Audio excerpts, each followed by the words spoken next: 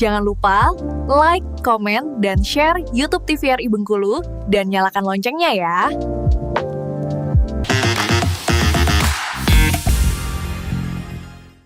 Obrolan pas di sini kembali lagi pemirsa Opini. Nah, kita akan membahas lagi seputar Palang Merah Indonesia Provinsi Bengkulu dan pastinya bersama kepala markas nih, yang punya markasnya. Pak, sebagai kepala markas ini berarti juga harus standby gitu, Pak ya? Betul, betul. Mungkin malam-malam dibutuhkan, Ya. diundang kepala markas hadir Betul. gitu. Oke, wah, waktu harus jam-jam istirahat nih, mau nggak mau harus datang juga. Harus datang juga. Ke markas. Ya baik-baik lagi memang panggilan jiwa Iya. ya. Dorongan untuk selalu berbuat untuk masyarakat banyak, untuk Betul, sesama betul. manusia. Nah, kita bahas ini Pak, seputar Palang Merah Indonesia Provinsi Bengkulu. Nah, ini ada divisi-divisinya nggak Pak? Misalnya ada divisi yang tadi fokusnya ke donor darah, atau juga divisi yang untuk relawan, atau juga divisi untuk membantu apabila terjadi bencana alam. Ada. Jadi di Palang Merah itu banyak juga divisinya. Ada divisi kelembagaan, Oke. ada divisi kebencanaan, ada kadip relawan, kepala divisi relawan kan. Nah, ada apanya itu kepala badan diklat ya, badan diklat. Tapi ada kadipnya juga di sana kan. Kalau UDD yang kita kenal UDD kalau dulu itu UDD itu dia memang bukan divisi tapi dia di bawah PSK. Oke. Ada PSK yang kami itu lucunya di PMI itu ada PSK.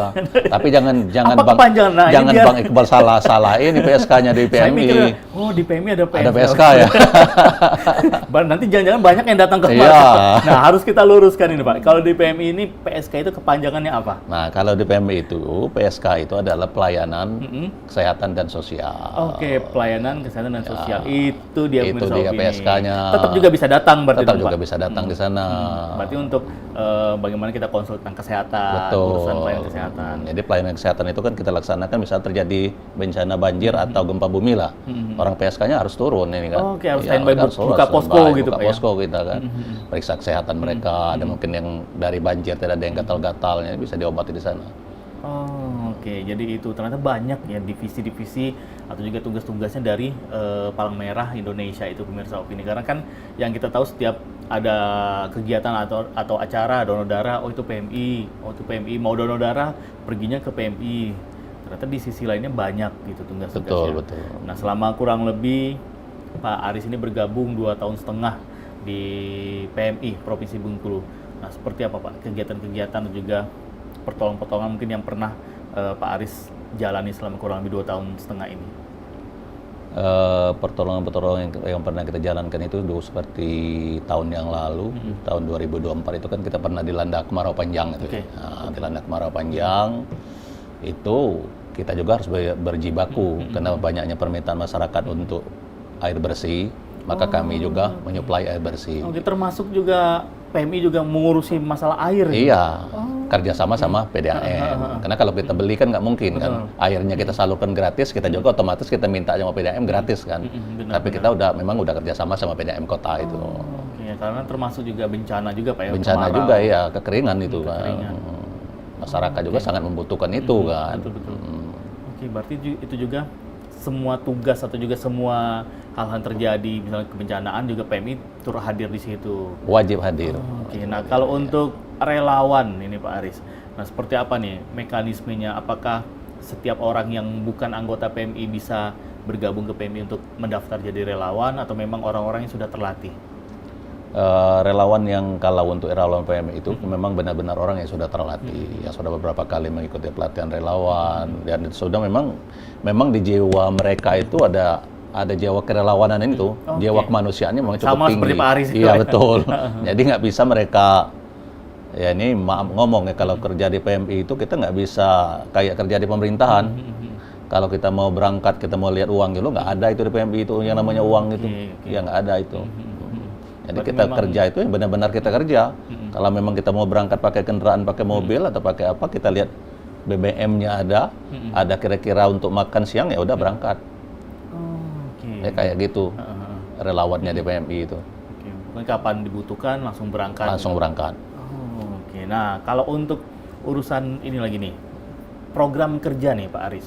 Nah, di PMI ini ada juga nggak Pak untuk program kerja setahun ini plan kita ini karena kan kita tidak mungkin berharap ada bencana gitu Pak. Betul, Nah, betul. Nah, anggap saja misalnya tidak ada nih bencana, amin-amin, mudah-mudahan tidak ada bencana apapun Jangan sampai selama terjadi. setahun ini. Nah, Iya. untuk teman-teman di PMI ini kegiatannya seperti apa Pak? Kegiatan itu karena kita itu di PMI itu ada yang namanya dana hibah. Istilahnya itu ada bantuan wajib Pemprov yang wajib dihibahkan ke PMI. Nah, dalam dana hibah itu kita juga punya program-program di sana. Seperti yang bakal kami laksanakan Agustus ini nanti, itu ada latihan gabungan namanya. Oke. Ya, di September kita akan mengadakan program LKPMR. Lomba PMR itu Palang ya, Merah Palang Remaja. Merah Remaja itu. Jadi kita lombakan nanti sebatas mana kemampuan mereka di lapangan. Nanti kita lombakan. Termasuk latihan gabungan ini. Latihan gabungan nanti pesertanya nanti relawan-relawan kita itu nanti pesertanya.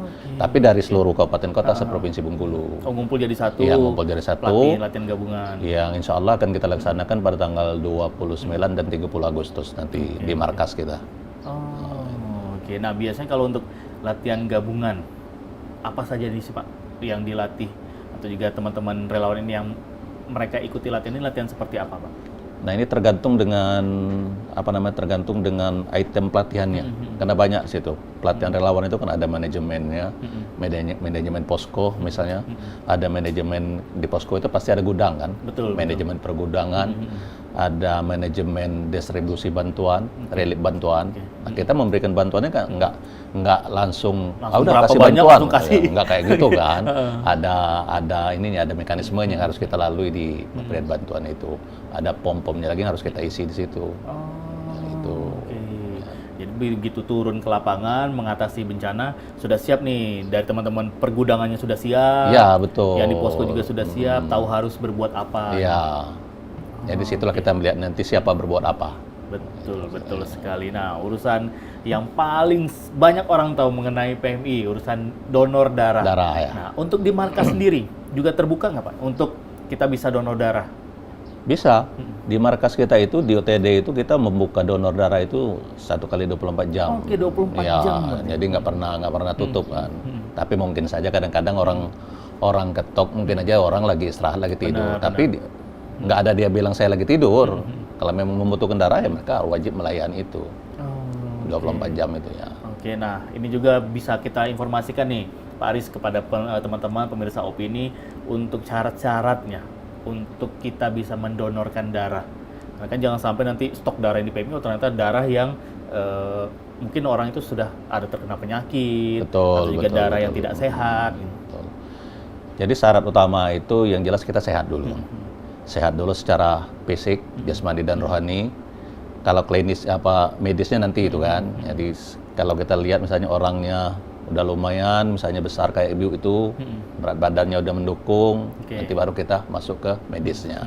Kita periksa HB-nya cukup 14 sampai 16, kita pertimbang berat badannya cukup, HB-nya bagus juga, nah baru nanti bisa dia mendonorkan diri darahnya. Jadi tidak sembarangan juga. Tidak sembarangan ya. Datangan bang, mau donor darah gitu. Pas dicek, wah ini nggak layak nih, kamu harus istirahat dulu gitu. Betul. Karena pas kita tensi, kadang-kadang dia lagi jalan, seperti Bang Iqbal aja mau ini misalnya mau donor darah. Dari sana jalan ke sini agak kencang jalannya pasti darahnya pasti berubah. Tekanan darahnya. Betul. Ya, pasti berubah. Detak jantung Ya, juga detak jantung berubah. kita kan berubah kan. Jadi suruh istirahat dulu. 15 menit atau berapa menit baru kita tensi lagi, udah normal baru bisa. Oke, berarti kalau untuk stok darah sendiri di PMI provinsi juga kategorinya aman, Pak ya? Mau kita bilang aman ya aman, mau kita bilang kadang-kadang nggak aman juga. Karena di PMI Provinsi Bengkulu itu kita rata-rata per bulannya itu pendonor yang datang itu antara 300 sampai 500 per bulan. Sementara kebutuhan darah kita 600 sampai 650 setiap bulannya. Jadi ada kesenjangan antara betul. pendonor Antara kebutuhan yang datang sama stok ya, gitu. antara stok kita. Atau juga relawan yang datang. Ya. Nah, ini juga harus nih kita informasikan untuk semua pemirsa Opini. Ayo yang ingin berniat untuk menjadi pendonor darah silakan datang ke markas PMI Provinsi Bengkulu. Oke, bukanya 24 jam, nggak bisa pagi, siang, nggak bisa siang, sore, Betul. nggak bisa juga sore, malam, atau juga, Bang, kamu baru bisa subuh, juga bisa datang. Bisa datang, juga bisa datang. Ya. Karena buka 24 jam. Ada souvenir lagi dari sana nanti. Oh, Iya. nah, Ada tumbler, ada vitamin, ada susu, makan tambahan setelah donor itu ya. Oke, jadi itu bentuk ucapan terima kasih berarti Pak ya? Betul, untuk betul. para pendonor, karena Para dengan pendonor. slogannya tetes darah kita itu sangat berarti sekali. Nah, Betul. kalau untuk di Bengkulu sendiri nih Pak, ini yang kategorinya termasuk untuk golongan darah yang susah-susah gampang dicarinya. Kalau belakangan ini kayaknya yang agak-agak susah itu golongan darah saya ya, AB itu. Oh, AB? AB. Oke. Kalau dulu mungkin darah B agak susah, sekarang ini kayaknya AB, agak susah mencari pendonornya. Oke, nah jadi pemirsa Opini ini yang punya golongan darah AB-nya, yang belum pernah sama sekali mencoba untuk donor darah, silakan ya. Karena AB ini kategorinya juga langka, termasuk Iya, agak Pak, langka ya? itu ya. Karena kalau mungkin zaman dulu masih berlaku nggak Pak? Misalnya golongan darah O, kita bisa donorkan ke semua golongan darah yang lain. Nah itu yang tidak berlaku lagi sekarang.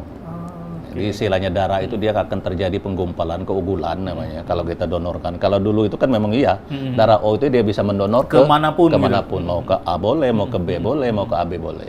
Nah sekarang nggak.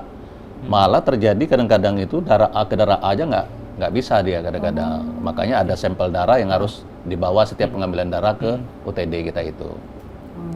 Oke, jadi memang mungkin seiring perkembangan zaman, akhirnya ada penyesuaian-penyesuaian lagi Pak ya. Kayaknya itu ya. Jadi golongan darah O tidak bisa ke semuanya, memang harus sama-sama satu golongan gitu. Betul. Dan itu pun juga harus diuji, harus diteliti dulu apakah bisa masuk atau tidak gitu. Oke deh, pemirsa Opini, jangan kemana-mana. Yang pastinya kita akan masih ngobrol-ngobrol bersama dengan Kepala Markas Palang Merah Indonesia Provinsi Bengkulu kita di sini. Tetap setia di obrolan pas di sini.